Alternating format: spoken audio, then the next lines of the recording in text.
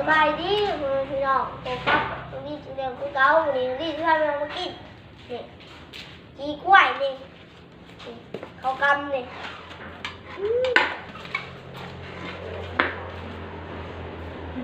กล้วยเนี่ยแซมลงดิบนี่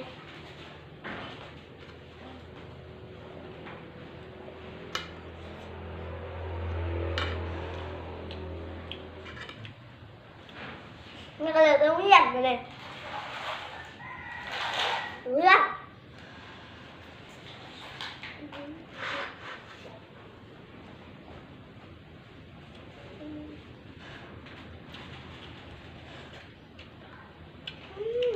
เสียบขา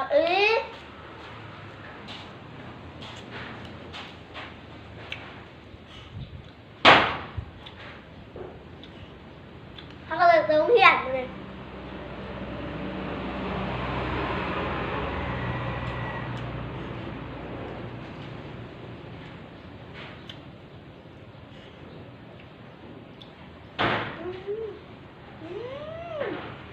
แซ่บครับ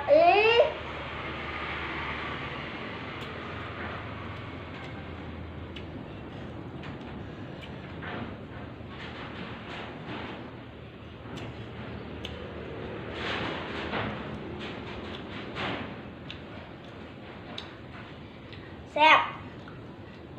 อีกว่าเด้อแซ่บลงดิบนี่นี่เขาหุ้งนี่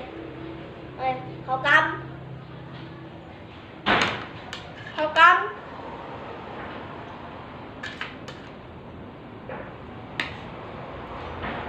เนี่ย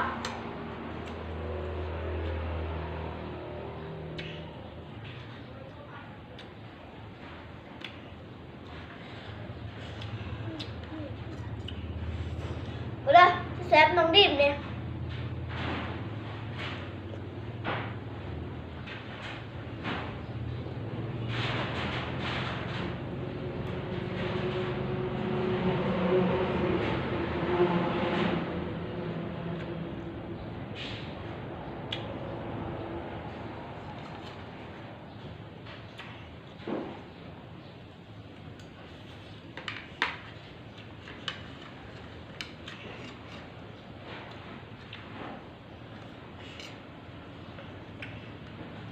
แซ่บคักเลยเด้อแซ่บลงดิบนะ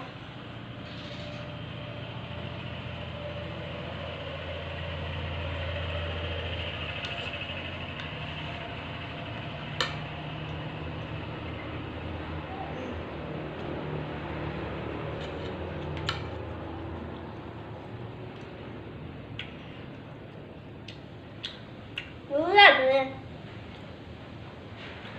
พอเรียนกินน้ำก็ได้ไม่หรอก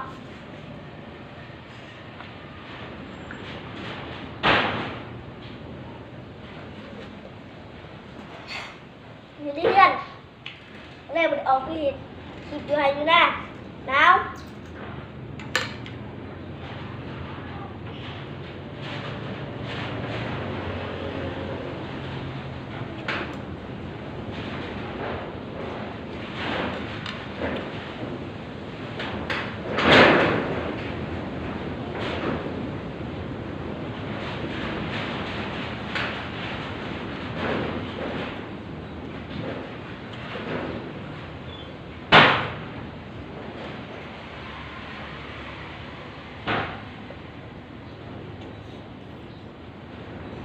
มีขวดไม่แสบ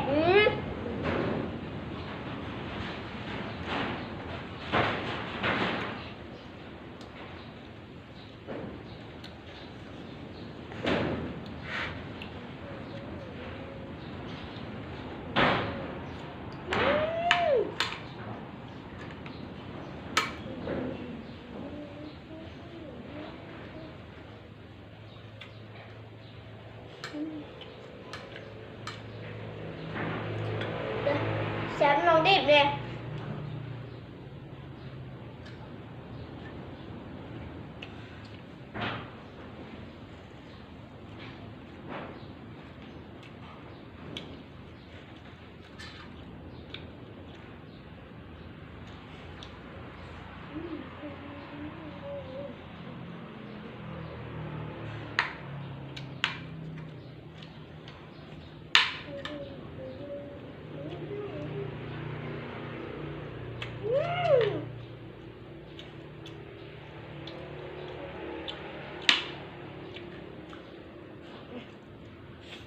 เขาซื้อบ้านพี่น้องเป็นเห็ดได้เขากำลืมขึ้นตลอดเขากำ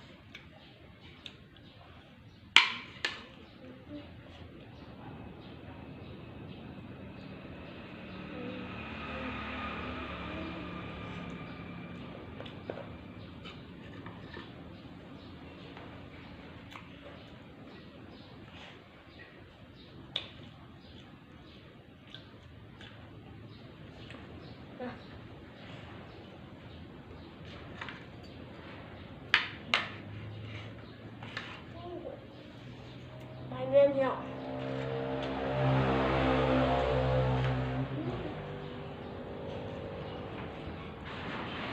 ข้างเด็กน้องเรียนถ้าเป็นเรื่องเขาน้องเนาะ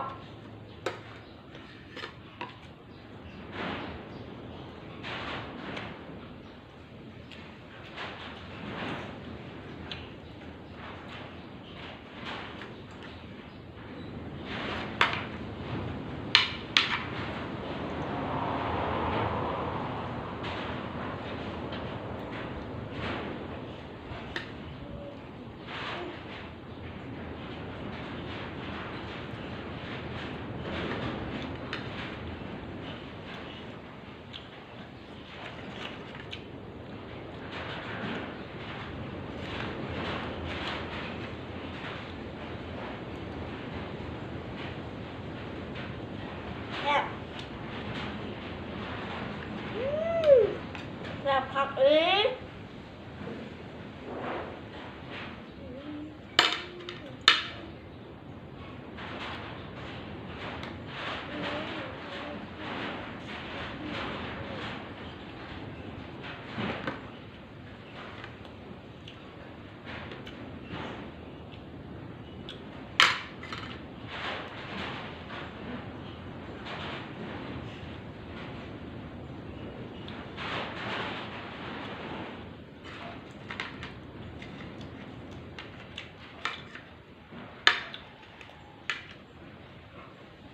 กล้วย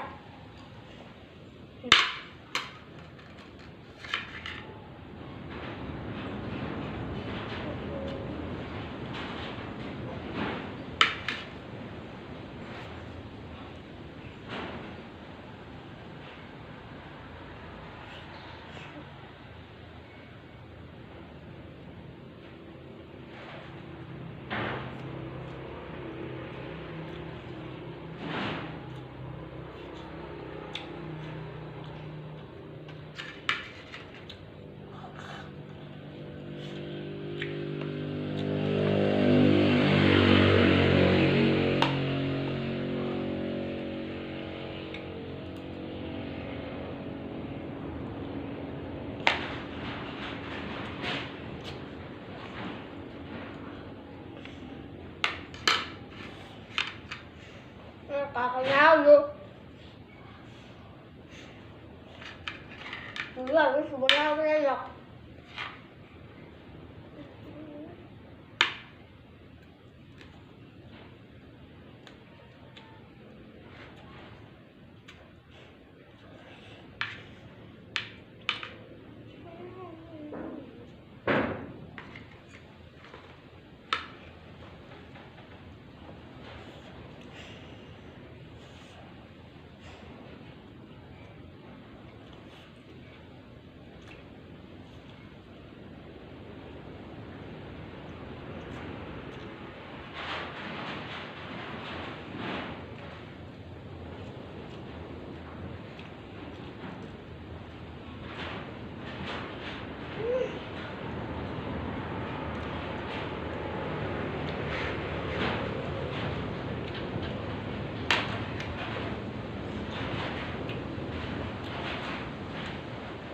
รีบเดินสีกาดิครับกดตามกดกระดิ่งให้น้องดิมเด้อนี่ขอลาบเลยเด้อ